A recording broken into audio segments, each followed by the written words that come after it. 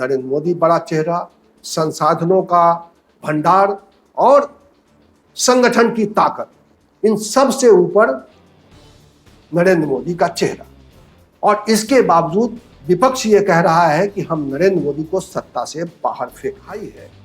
उसके काट में विपक्ष कोई ताकत के साथ, मजबूती के साथ, रणनीति के साथ लोगों तक पहुंच पाएगा और लोगों के दिमाग को हिट कर पाएगा, जैसा 2014 में नरेंद्र मोदी ने किया था। नमस्कार, मैं हूं कुमार भवेश चंद्र। इस कार्यक्रम में हम सियासत के जटिल दांवपेच को समझने और समझाने की कोशिश करते हैं। यह बताने की कोशिश करते हैं कि आप भले ही सियासत से मुंह मोड़ लें, लेकिन इसके असर से आप एक क्षण भी दूर नहीं रह सकते। इसलिए बेहतर यही है कि आप भी सियासत के हर लफ्ज को समझें, हर चाल को जाने और हो सके तो आप भी सियासत करें, क्योंकि लोकतंत्र में केवल जनता की सियासत ही शांति और तरक्की को सुनिश्चित कर सकती है। नमस्कार मित्रों, सिंपली सियासत में आपका स्वागत है। सिंपली सियासत में बात करेंगे आज की राजनीति की, आज की राजनीति जो देश में चल रही है, उस राजनीति के सभी पहलुओं की, उस राजनीति की जो विपक्ष कर रहा है, उस राजनीति की जो सत्ता पक्ष कर रहा है, और इन सब के बीच में उस सवाल पर भी चर्चा करेंगे कि क्या विपक्ष एकजुटता के बाद कामयाब हो पाएगा मोदी सरकार को सत्ता से हटाने में, या इन तमाम एकता के बावजूद मोदी सरकार एक बार फिर मजबूती के साथ 2024 में दोबारा सत्ता में वापस आएगी, तीसरी बार सत्ता में वापस आएगी। ये सवाल देश के सामने है और इसी सवाल के इर्द गिर्द सारे ताने बाने बुने जा रहे हैं। तो सिंपली सियासत में इसको बहुत ही सरल तरीके से सुलझाने की कोशिश करेंगे, सभी पहलुओं पर बात करेंगे, न इनकी बात करेंगे न उनकी बात करेंगे, हम आपकी बात करेंगे। आपकी बात यानी देश की जनता का मूड क्या है, और उस मूड के आधार पर सत्ता पक्ष और विपक्ष की राजनीति कहां तक जा सकती है, कौन कहां खड़ा होगा 2024 के बाद, 2024 के चुनाव के नतीजे के बाद किसकी सरकार बनेगी और देश में क्या बदलाव आएगा, या यही आगे भी चलता रहेगा। तो ढेर सारे सवाल हैं और इन सभी सवालों पर थोड़ी अपनी राय बनाना चाहते हैं और ये जानना चाहते हैं कि क्या हो सकता है 2024 के बाद। तो मैं आपसे गुजारिश करूंगा कि इस वीडियो को आखिर तक देखिएगा, क्योंकि इसमें मैं कई पहलुओं पर चर्चा करने वाला हूं। मोदी की ताकत, मोदी की कमजोरी, विपक्ष की ताकत, विपक्ष की कमजोरी, विपक्ष और सत्ता पक्ष के सारे प्रयासों पर बात करेंगे, उनके सवालों पर बात करेंगे और देश के सामने क्या सवाल है उस पर भी बात करेंगे। तो चलिए शुरू करते हैं आज का वीडियो। और सबसे पहले मैं आपको कुछ तस्वीरें दिखाना चाहता हूं जो विपक्षी एकता के लिए जो बैठक हुई थी उसके बाद की। इन तस्वीरों को अगर आप देखना चाहेंगे, कहते हैं कि एक फोटो 1000 शब्द के बराबर होता है, और जहां पे वीडियो उपलब्ध हो तो आप उन शब्दों का आकलन कर सकते हैं कि खुद कितने शब्दों में कुछ चीजें बयां हो रही हैं। और इसीलिए मैं आपके सामने कुछ तस्वीरें पहले रखना चाहता हूं। उन तस्वीरों के जरिए आप समझने की कोशिश कीजिए कि इस वक्त विपक्ष की राजनीति क्या है और विपक्ष के बीच में किस तरह का टकराव है या विपक्ष में किस तरह का भाव है। ये तस्वीर प्रेस कॉन्फ्रेंस शुरू होने के पहले की है।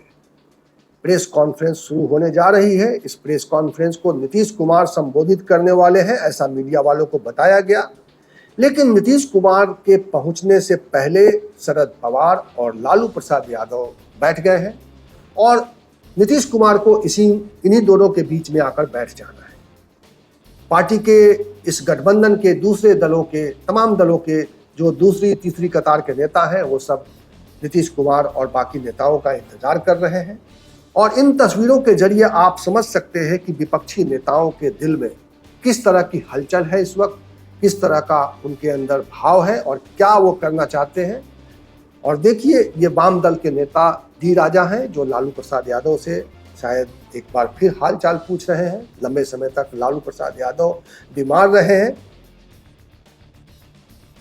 महबूबा मुफ्ती भी आकर बैठ चुकी हैं और अब बाकी नेता धीरे धीरे आ रहे हैं।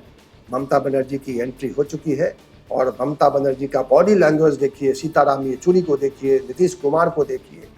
अखिलेश यादव उत्तर प्रदेश के मुख्यमंत्री रह चुके हैं और इस गठबंधन में उत्तर प्रदेश के शायद अकेले विपक्षी दल के नेता हैं, मायावती और बाकी नेताओं की यहाँ मौजूदगी नहीं थी। अखिलेश यादव उत्तर प्रदेश से अकेले नेता थे जो इस बैठक में शामिल हुए, और क्या कहते हैं, क्या कहा है, वो तो अब आप तक पहुंच चुका है। उन्होंने बहुत ही संक्षिप्त भाषण दिया था, लेकिन ये तस्वीरें आप देख पा रहे हैं कि किस तरह से मल्लिकार्जुन खड़गे, राहुल गांधी सब आ चुके हैं, नीतीश कुमार भी अपनी जगह ले चुके हैं, और एक जो तालमेल दिखाई दे रहा है इन सब के बीच में।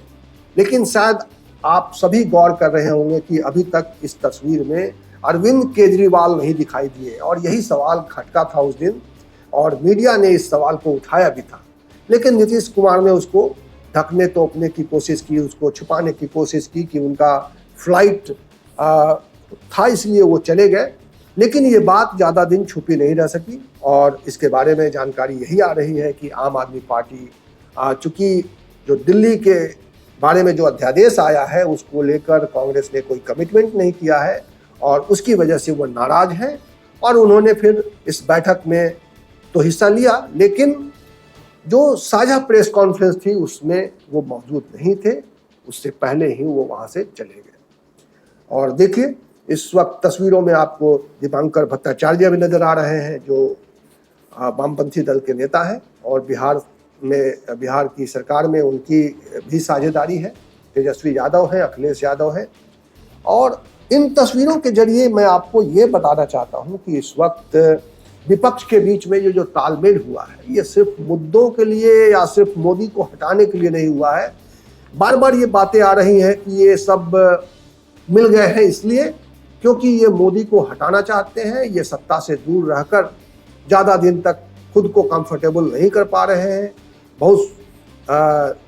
बहुत सहज नहीं है इनके ऊपर जिस तरह का शिकंजा कसा जा रहा है ईडी का, सीबीआई का, इनकम टैक्स का, तो उससे डरे हुए और घबराए हुए लोग हैं, और इसीलिए ये सब साथ में आए हैं।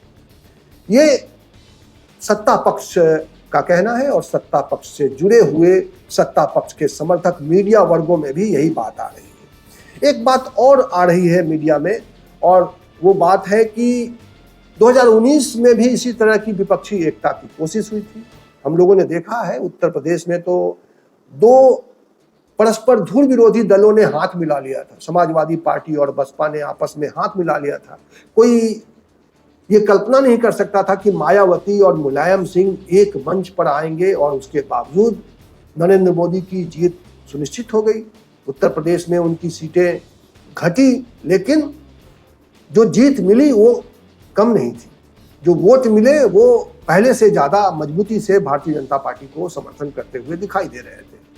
तो एक उसी रेफरेंस से और एक और रेफरेंस है चंद्रबाबू नायडू का कि 2019 में भी चंद्रबाबू नायडू इसी तरह की कोशिश करते हुए दिखाई दिए थे। वो विपक्षी दलों को एक करके मोदी के खिलाफ सबको एक साथ एक सूत्र में बांधकर एक साथ लाना चाहते थे, और शायद नीतीश कुमार वही कुछ करने जा रहे हैं 2024 से पहले, और इसीलिए वो कामयाब नहीं हो सकते। ऐसे विश्लेषण भी मीडिया में दिखाई दे रहे हैं, और इसीलिए उस लहजे से अगर देखा जाए तो सब ये मान के चल रहे हैं कि विपक्षी एकता के बावजूद, ये सारी कवायद के बावजूद नरेंद्र मोदी पूरी ताकत के साथ एक बार फिर 24 में सत्ता में वापसी करेंगे, और उनका कुछ बिगड़ने वाला नहीं है। भारतीय जनता पार्टी एक ऐसी पार्टी हो चुकी है, अजेय पार्टी हो चुकी है जिसको हराया नहीं जा सकता।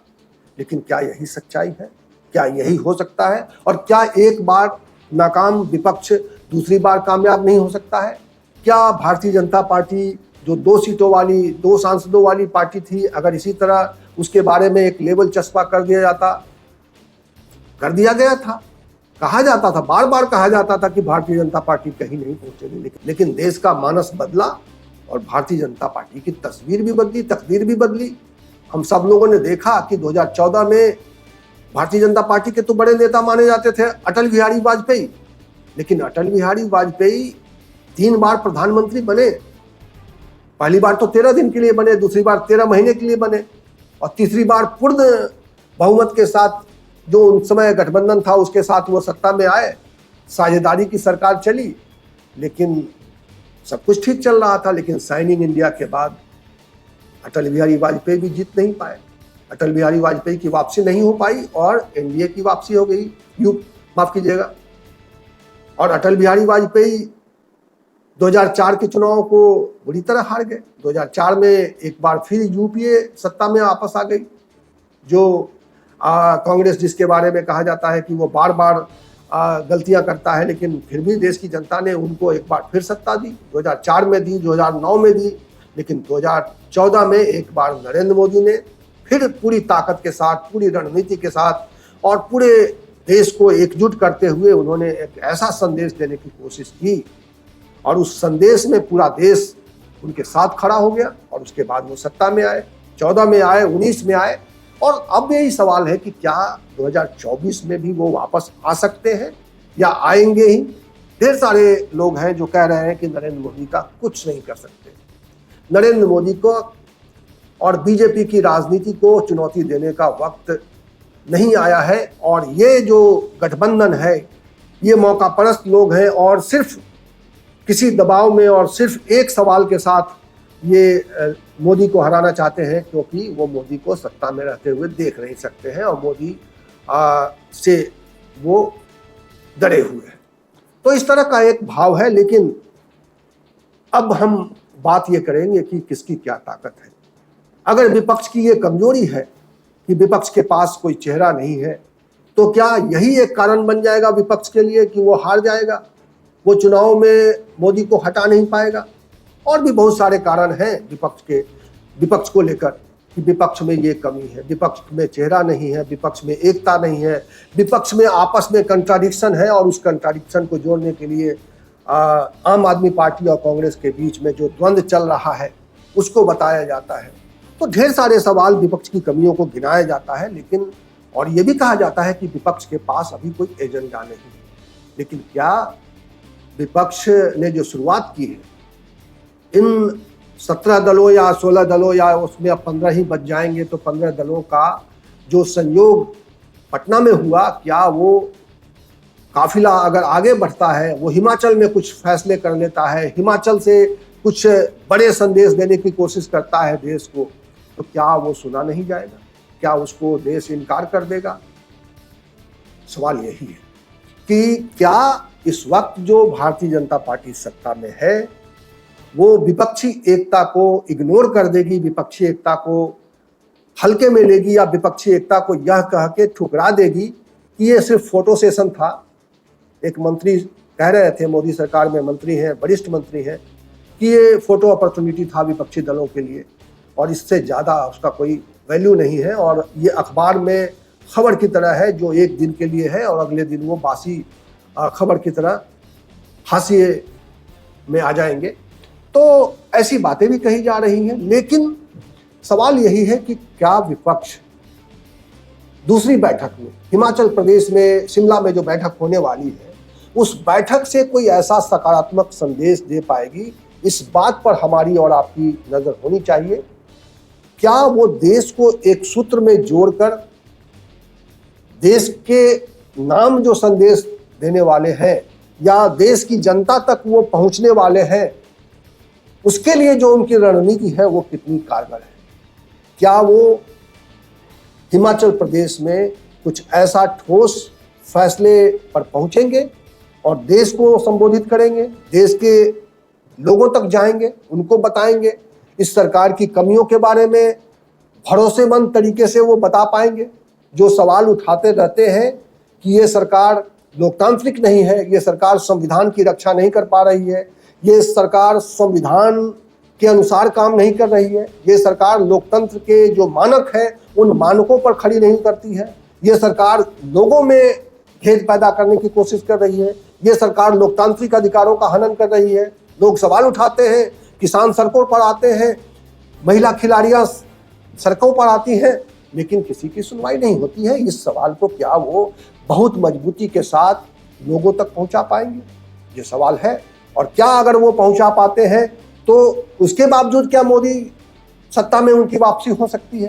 तो सारे सवाल इस बात से जुड़े हुए हैं कि विपक्ष जो एकजुट हुआ है उसकी एकजुटता में कोशिश कितनी बड़ी है, ताकत कितनी बड़ी है, क्या वो लोगों तक संदेश पहुंचा पाते हैं कि नहीं, और अगर वो संदेश पहुंचा पाते हैं, जैसे राहुल गांधी ने भारत जोड़ो यात्रा के दरमियान एक संदेश पहुंचाने की कोशिश की, लगातार ये देश को बताने की कोशिश की कि कहीं कुछ गड़बड़ चल रहा है, सरकार ठीक से काम नहीं कर रही है, विपक्ष की बातें नहीं सुनी जा रही है। लोकतंत्र में तो विपक्ष का भी मतलब होता है। जो व्यवस्था है हमारी, उस व्यवस्था में सत्ता पक्ष को सत्ता चलाने का अधिकार है, लेकिन विपक्ष को अनदेखा नहीं किया जा सकता है। एक ऐसी व्यवस्था है जिसमें विपक्ष की राय भी मायने रखती है और इसीलिए तमाम तरह के व्यवस्थाएं बनाई गई है जिसमें विपक्ष को बिल्कुल इग्नोर नहीं किया जा सकता है, लेकिन इग्नोर किया जा रहा है। विपक्ष के नेताओं को ये कह के दरकिनार किया जा रहा है कि वो देश के हित में नहीं सोच रहे हैं और कई बार तो ये तक कह दिया जाता है कि वो देश विरोधी है। तो इस तरह के सवाल उठाए जा रहे हैं। क्या इस तरह के सवालों को जनता सही समझती है और क्या विपक्ष इन सवालों को गलत साबित कर पाएगी? जो सत्ता पक्ष ने जो नैरेटिव पिछले 9 सालों में लोगों तक पहुंचाया है और जो अपनी ताकत बढ़ाई है लोगों के बीच में, जो सांगठनिक क्षमता भारतीय जनता पार्टी ने बढ़ाई है, उसके काट में विपक्ष कोई ताकत के साथ, मजबूती के साथ, रणनीति के साथ लोगों तक पहुंच पाएगा और लोगों के दिमाग को हिट कर पाएगा, जैसा 2014 में नरेंद्र मोदी ने किया था कि लोगों के दिमाग पर चोट किया गया था कि अब ये सरकार आपके लिए नहीं काम कर पाएगी, बेरोजगारी दूर नहीं कर पाएगी, इसलिए आपको 2 करोड़ रोजगार हम देने की बात कर रहे हैं। विदेश में जो पैसे जमा हैं, जो देश के जो गलत धंधे से कमाए हुए, भ्रष्टाचार से जमा किए हुए पैसे जो विदेशों में जमा हैं, उन सबको हम वापस लाएंगे, देश को मजबूत बनाएंगे और इतने पैसे आएंगे कि एक कल्पना की गई कि 15-15 हजार रुपये सभी के खाते में आ जाएंगे। लेकिन एक बात पहुंचाई गई और उस बात में लोगों ने यकीन किया और भारतीय जनता पार्टी को पूरी ताकत के साथ समर्थन किया और वो सत्ता में आए और एक बार नहीं 2 बार आए। अब सवाल ये है कि क्या विपक्ष के नेताओं में ये ताकत है, उनके पास ऐसी कोई रणनीति है कि वो अपनी बात को देश के सामने जो तस्वीर रखना चाहते हैं, उनका जो आगे एडमिनिस्ट्रेटिव एजेंडा है, यानी जो सरकार बनने के बाद वो देश में एक कैसा देश बनाना चाहते हैं, क्या करना चाहते हैं, इसके बारे में वो जो बताना चाहते हैं। अगर वो कहना चाहते हैं कि देश में नफरत फैल रहा है और वो प्यार बढ़ाना चाहते हैं, तो उसके लिए क्या करेंगे, किस तरह की रणनीति होगी? और क्या सचमुच जो कह रहे हैं कि नफरत है, तो उस नफरत को यकीन करती है क्या जनता? ये भी यकीन दिलाना पड़ेगा कि ये नफरत है और किस तरह से है। अगर आप और हम समझ रहे हैं कि देश में नफरत बढ़ रही है, तो इस नफरत को कैसे दूर किया जा सकता है, इसका कोई सॉलिड उपाय लेकर, सॉलिड कोई कार्यक्रम लेकर विपक्ष आ पाएगा, विपक्ष के नेता आ पाएंगे? तो सवाल यही है। और अब सवाल ये है कि कहा यह भी जा रहा है कि विपक्षी एकता पूरी तरह से और बुरी तरह से फ्लॉप साबित होगी, क्योंकि इन दलों के नेताओं में आपस में ढेर सारे मतभेद है, कंट्राडिक्शन है। हालांकि राहुल गांधी कह चुके हैं कि हमारे बीच में मतभेद है, लेकिन हमने साथ चलने का फैसला किया है। हमने नरेंद्र मोदी की सरकार को सत्ता से बेदखल करने का फैसला किया है, क्योंकि ये सरकार लोकतांत्रिक तरीके से काम नहीं कर रही है, क्योंकि ये सरकार संविधान की रक्षा नहीं कर पा रही है। अब सवाल उठता है कि जो सत्ता पक्ष है वो इतना कमजोर नहीं है और शायद इसीलिए सभी विपक्षी दलों को एक साथ आना पड़ा है, सभी दलों को अपने मतभेदों को भुलाकर एक साथ खड़े होना पड़ा है। और इसलिए भारतीय जनता पार्टी कह भी रही है कि अब कांग्रेस भी मान चुकी है कि वो अकेले नरेंद्र मोदी को सत्ता से बेदखल नहीं कर सकती है। स्मृति ईरानी के बयान का सार यही है। उन्होंने कहा कि मैं बधाई देती हूं कांग्रेस को कि अब कांग्रेस भी मान चुकी है कि नरेंद्र मोदी का अकेले मुकाबला नहीं कर सकती है कांग्रेस, ये उसने मान लिया है। तो सवाल उठता है कि नरेंद्र मोदी और भारतीय जनता पार्टी की ताकत आज एक संगठन के तौर पर सभी जानते हैं। जितने भी विश्लेषक हैं, उसके समर्थक हैं, उसके विरोधी हैं, सभी मानते हैं कि एक मजबूत और शक्तिशाली संगठन के रूप में भारतीय जनता पार्टी ने अपनी एक मौजूदगी न केवल भारत में बल्कि पूरी दुनिया में एक महसूस कराया है, एक दर्ज कराया है। और नरेंद्र मोदी इन सब से ऊपर नरेंद्र मोदी एक ऐसे चेहरे के तौर पर भारतीय जनता पार्टी की ख्याति है जो उसे एक स्थान देती है, उसे एक जगह देती है जहां से वो एक बहुत बड़ा चैलेंजर है, वो किसी भी तरह की हमले के लिए, किसी भी तरह के आक्रमण के लिए। अब सवाल है कि नरेंद्र मोदी की लोकप्रियता के आगे विपक्ष क्या कोई ऐसा चेहरा या ऐसा कोई मुद्दा या नरेंद्र मोदी के खिलाफ में कोई ऐसी धारणा लोगों के बीच में लेकर जा सकती है? सवाल यह भी है कि भारतीय जनता पार्टी के पास आज पूरे देश में न केवल संगठन है बल्कि एक बहुत बड़ा संसाधन उनके साथ जुड़ा हुआ है। देश की सबसे बड़ी पार्टी, सबसे ज्यादा उसके कार्यकर्ता और सबसे ज्यादा संसाधनों पर उसका अधिकार। कई राज्यों में भारतीय जनता पार्टी की सरकारें हैं, केंद्र में भारतीय जनता पार्टी की सरकार है, नियंत्रण है, डबल इंजन की सरकार का एक नारा है, डबल इंजन की एक ताकत है। तो इन ताकत को ठुकराते हुए, इन ताकत को चुनौती देते हुए विपक्ष किस तरह से अपने मुहिम को आगे बढ़ाएगा, या विपक्ष इनकी ताकत को कितना समझ रहा है और उनकी कमजोर नस पर, उनकी जो कमजोरियां हैं, जिसकी मैं चर्चा आगे करूंगा कि क्या कमजोरियां हैं और क्या उन कमजोरियों पर हमला करके विपक्ष अपनी ताकत बढ़ा सकता है। सत्ता पक्ष की ताकत तो हमने चर्चा कर ली कि सत्ता पक्ष की ये ताकत है, नरेंद्र मोदी बड़ा चेहरा, संसाधनों का भंडार और संगठन की ताकत, इन सब से ऊपर नरेंद्र मोदी का चेहरा। और इसके बावजूद विपक्ष ये कह रहा है कि हम नरेंद्र मोदी को सत्ता से बाहर फेंक देंगे। तो सवाल यही है कि नरेंद्र मोदी को सत्ता से बाहर फेंकने की जो बात विपक्ष कर रहा है, क्या वो उनकी कमजोरियों को लोगों तक पहुंचा पाएगा? कमजोरी ये कि ये सरकार लोकतांत्रिक नहीं है, ये सरकार विपक्ष को इग्नोर कर रही है, ये सरकार विपक्ष के तमाम नेताओं को गलत और भ्रष्टाचार के गलत मामलों में फंसाकर देश में एक तरह से वो एकाधिकार करना चाहती है। लोकतांत्रिक मूल्यों को खत्म करके एक, कहते हैं ना कि एक ऐसी मजबूत हाथ से इस देश के तमाम संसाधनों को अपने जकड़ में, अपनी जकड़न में ले लेना चाहता है ताकि सिर्फ और सिर्फ उनका ही चले।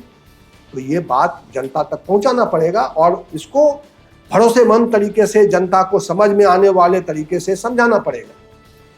और जनता को ये भी समझाना पड़ेगा कि उनको जो संसाधन इस सरकार ने उपलब्ध कराए हैं, उनको जो फ्री राशन उपलब्ध कराए हैं, क्या उसका विकल्प उनके पास भी है? क्या इस तरह की योजनाएं जो अभी चल रही है, क्या जो विकास की एक जो रफ्तार देश ने पकड़ी है, जो कि पकड़ी है, कोई इनकार नहीं कर सकता है कि नरेंद्र मोदी के शासनकाल में पिछले 9 सालों में देश ने तरक्की नहीं की, देश का विकास नहीं हुआ है, देश की बुनियादी ढांचे में विकास हुआ है, देश के अलग अलग क्षेत्रों में जिन विकास के लिए लंबा समय लगा हमें, उनमें विकास हुआ है। तो क्या आने वाली सरकार और ये विपक्षी दलों का जो एक समूह है, क्या ये देश को ये कॉन्फिडेंस में ले पाएगा?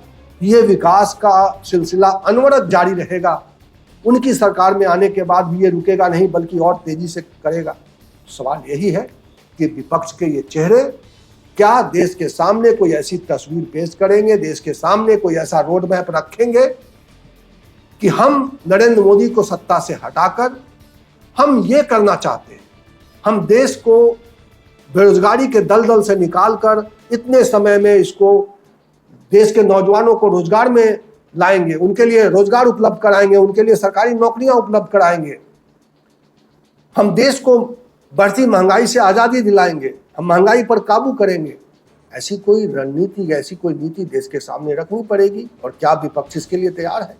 तो ऐसे ढेर सारे सवाल हैं जिस पर विपक्ष की ओर से जवाब आना बाकी है और मुमकिन है आने वाले समय में विपक्ष की जो एकता बैठक होगी उससे ये परिस्थितियां साफ होंगी और तभी ये तय हो पाएगा कि 2024 में विपक्ष नरेंद्र मोदी और भारतीय जनता पार्टी की सरकार को कितना बड़ा मुकाबला दे पाएगी, कितनी बड़ी चुनौती दे पाएगी, ये तभी तय होगा। इस वक्त ये तय नहीं हो सकता इस वक्त न हम ये कह सकते हैं कि विपक्ष नाकाम हो जाएगा 2019 की तरह, न इस वक्त हम ये कह सकते हैं कि 2019 में जिस तरह से तमाम चुनौतियों को पार करते हुए नरेंद्र मोदी सत्ता में वापस कर गए थे, तो 2024 में भी वही दोहराया जाएगा। इस वक्त कुछ भी नहीं कहा जा सकता, अभी समय बहुत है और जमीन पर होने वाली गतिविधियों का आकलन करना होगा, जमीन पर होने वाले बदलाव को देखना पड़ेगा, जमीन पर जो समस्याएं हैं उनको समझना पड़ेगा और जमीन पर जो लोगों की दिक्कतें हैं और लोगों के मन में जो व्यथा है उस व्यथा को समझना पड़ेगा और उस व्यथा के हिसाब से लोग क्या मन बना रहे हैं, लोग क्या सोच रहे हैं, विपक्ष से लोग क्या उम्मीद कर रहे हैं, सत्ता पक्ष से क्या उम्मीद कर रहे हैं, इन तमाम सवालों को जाने बिना अगर हम विश्लेषण करेंगे तो हम चूक जाएंगे। हमारी कोशिश होगी कि हम इसी तरह के विश्लेषण के साथ आपके सामने एक बार फिर आए और बार बार आए। अगर आपको हमारा ये वीडियो अच्छा लगा तो आप इसे और लोगों तक पहुंचाइएगा और अगर आप हमारे चैनल पर नए हैं तो कृपया इस चैनल को सब्सक्राइब कर लीजिएगा, क्योंकि हम इसी तरह की निष्पक्ष बातें आपके सामने रखते हैं। ना हम इनकी बात करते हैं, ना हम उनकी बात करते हैं, हम सिर्फ और सिर्फ आपकी बात करते हैं। धन्यवाद।